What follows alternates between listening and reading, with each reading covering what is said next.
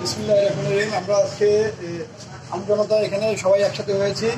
আপনারা জানেন এই ইউনিয়ন পরিষদের একজন চেয়ারম্যান ছিল অবৈধ ফ্যাসিস্ট সরকারের দালাল। সে অবৈধভাবে চেয়ারম্যান হয়েছিল। আজকে জনগণ তাকে প্রত্যাখ্যান করেছে।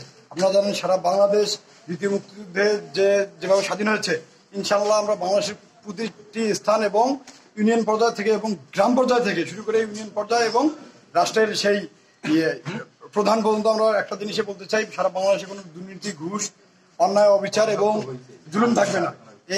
এর বিরুদ্ধে আমরা মাননীয় আমাদের যে সচিব আছে, সচিব মহোদয়, ওনার সাথে একটু কথা বলতে আসছি।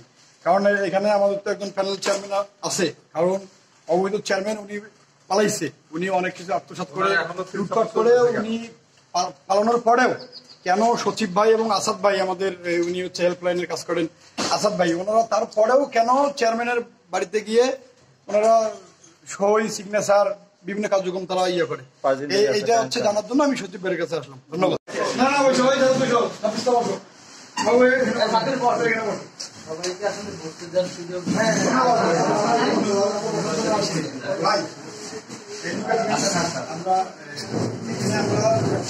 আপনি জানেন যে এখানে যে চেয়ারম্যান ছিল উনি পলায়ন করছেন, তাই তো? উনি আওয়ামী লীগ সরকারের একজন অবৈধ সরকারের অবৈধ দালাল। সেই সূত্রে উনি হচ্ছে আওয়ামী লীগ থেকে নিয়ে এখানে চেয়ারম্যান ছিল। ওই চেয়ারম্যানগুলোকে সারা বাংলাদেশ থেকে জনগণ বয়কট করতেছে, বর্জন করে দিচ্ছে। তো আপনার কাছে আমি যতটুকু জানি এখানে তো চেয়ারম্যান মনোনীত হয়েছিল, তাই কি?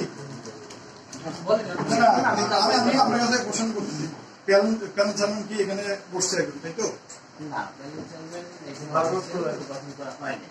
হয় নাই। আচ্ছা, কিন্তু আমরা যতটুকু জানি যে এখানে এখন প্যানেল চেয়ারম্যান গঠন করা হয়েছে। হ্যাঁ, উন্মুখ হবে বলতে আমার যতটুকু জানি হয়েছে। আপনি অবগত হননি, আপনি অফিসিয়ালি কোনো আপনি হননি, কিন্তু আমরা এটা একটা যতটুকু জানি যে মেম্বাররা সব মেম্বাররা একটা ডিসিশন দিচ্ছে। কার্যক্রম কি বন্ধ করা যাবে?